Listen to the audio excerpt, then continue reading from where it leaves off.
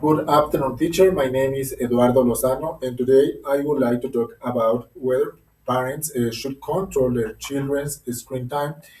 This is a topic that has become increasingly important because technology is now a central part of everyday life. Smartphones, tablets, computers, televisions, and video games are present in most homes, and children are spending more time than ever in front of screens. In Ecuador, as in many other countries, children spend several hours each day using electronic devices. Some of this time is related to school activities and homework, while the rest is usually spent watching video, playing video games, browsing social media, or chatting with friends. During weekends and vacations, the number of hours often increases because children have more free time and fewer responsibilities. One reason screen time has increased so much is that technology has become more accessible than ever before. Many children receive their first smartphone at a young age, and internet access is available in most homes. In addition, many schools use digital platforms for assignments and communications, which means that students are expected to spend time online even for educational purposes. As a result, it can sometimes be difficult to distinguish between necessary screen time and recreational screen time. Another factor is the influence on modern entertainment. Streaming platforms, social media applications, and online games are specifically designed to keep users engaged for long periods of time. Children may start using a device for a few minutes and then realize that several hours have passed. This is why parents often find it difficult to manage their children's screen habits. Although technology offers many advantages, excessive screen use can create challenges for families. One of the most common problems is the reduction of face to face communication. Sometimes family members are physically together, but emotionally disconnected because everyone is focused on their own device. Instead of talking, sharing experiences, or spending quality time together, they may spend hours scrolling through social media or watching online content. Another concern is the impact on children's health. Spending too much time sitting in front of a screen can reduce physical activity and contribute to unhealthy habits. In addition, excessive screen use may cause eye strain, headaches, poor posture, and sleep problems. Many children use their devices before going to bed, and this can affect the quality of their sleep, making them feel tired and less focused during the day. In addition to physical health, excessive screen use may influence children's emotional development. When children spend too much time online, they may have fewer opportunities to develop social skills through face to face interactions. Learning how to communicate, solve conflicts, and understand others' people emotion is an important part of growing up. These skills are often developed through direct interaction with family members, classmates, and friends. Furthermore, some studies suggest that constant exposure to digital content can reduce attention spans because many online platforms provide immediate entertainment and instant rewards.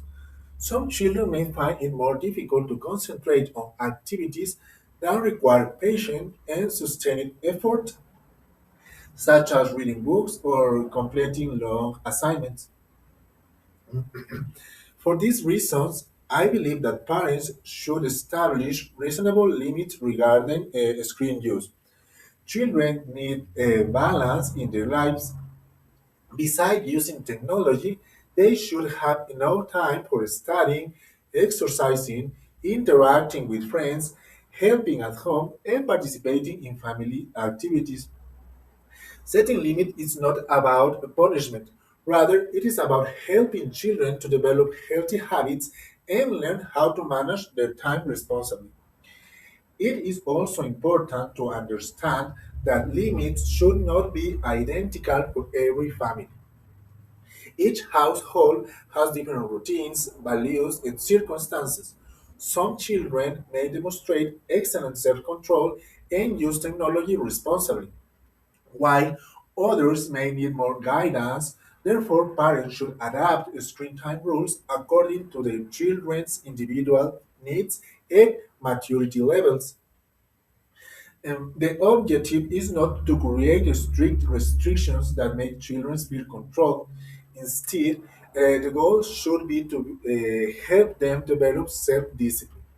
Eventually, children will need to make their own decisions about technology, and parents can prepare them for that responsibility by teaching healthy habits from an early age.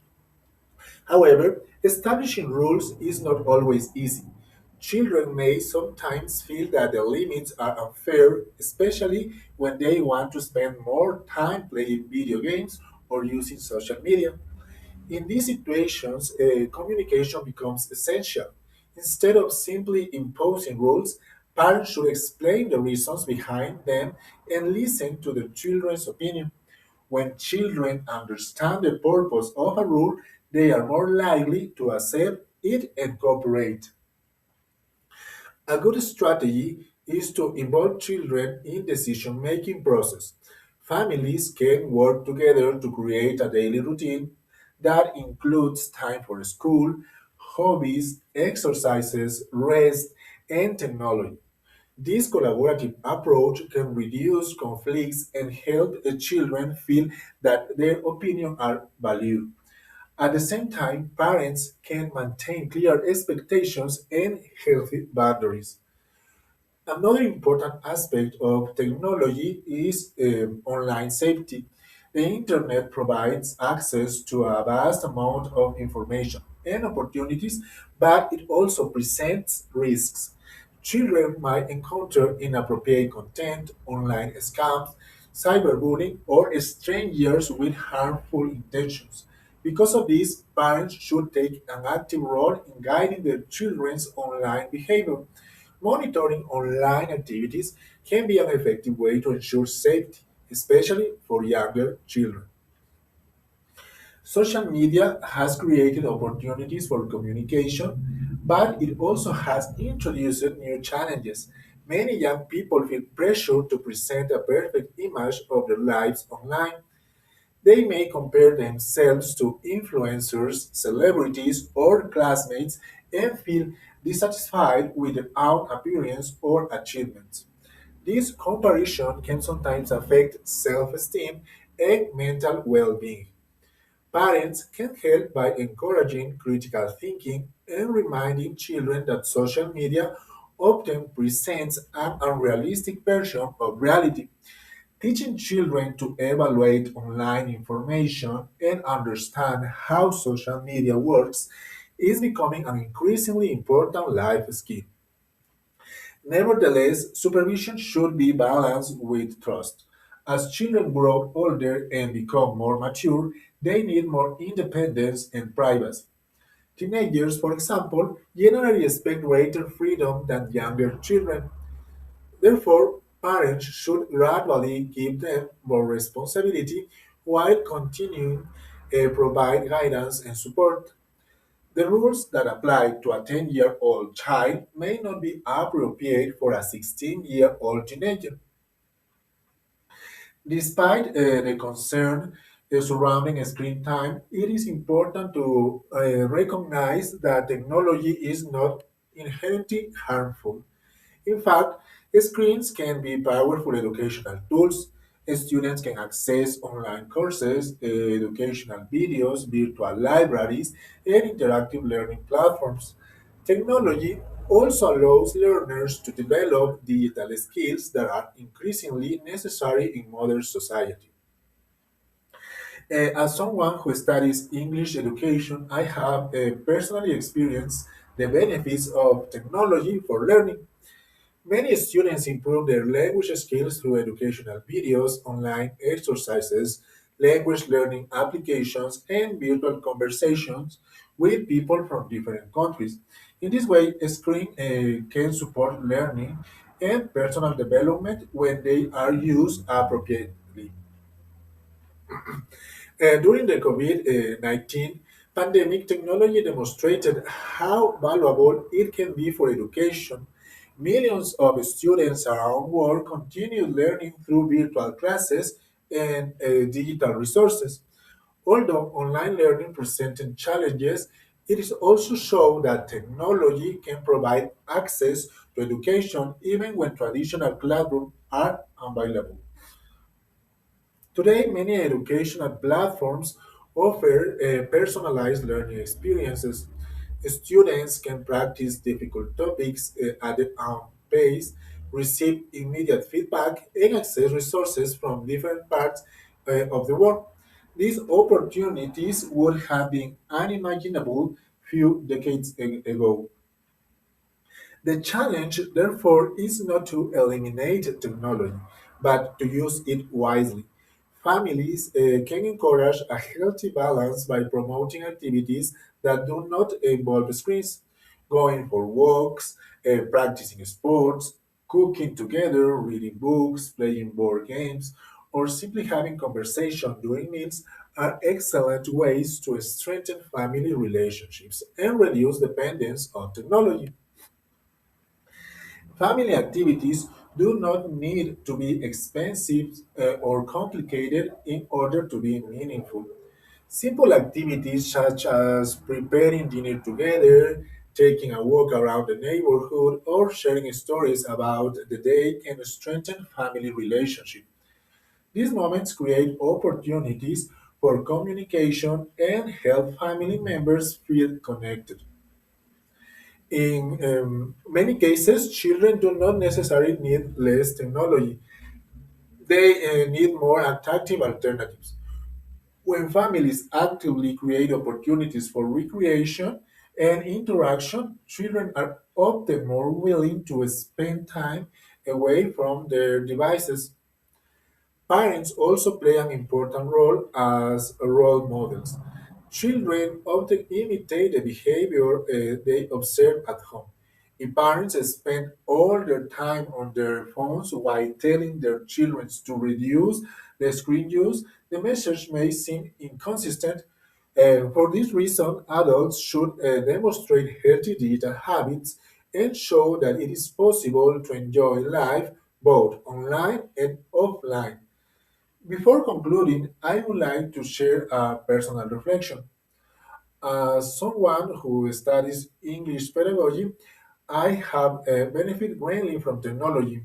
Many of the resources that we have help me improve my English skills, and I found them in online videos, educational websites, digital dictionaries, and language learning applications have allowed me to practice listening, pronunciation, vocabulary, and grammar. At the same time, I have learned that technology works best when it's combined with other experiences. For example, real conversations, classroom interactions, reading books, and spending time with other people remain essential part of learning and personal growth. This has reinforced my belief that balance is the most important principle when discussing screen time. In conclusion, I believe that parents should guide and regulate their children's screen time, but they should do so with balance, understanding, and flexibility. Technology is an essential part of modern life and offers many educational and social benefits. However, without limit, excessive screen use can affect health, family, relationship, and overall well-being. By maintaining an open communication, creating reasonable rules, and setting a positive example, parents can help their children develop a healthy relationship with technology that will benefit them through their lives. So, thank you very much for your attention.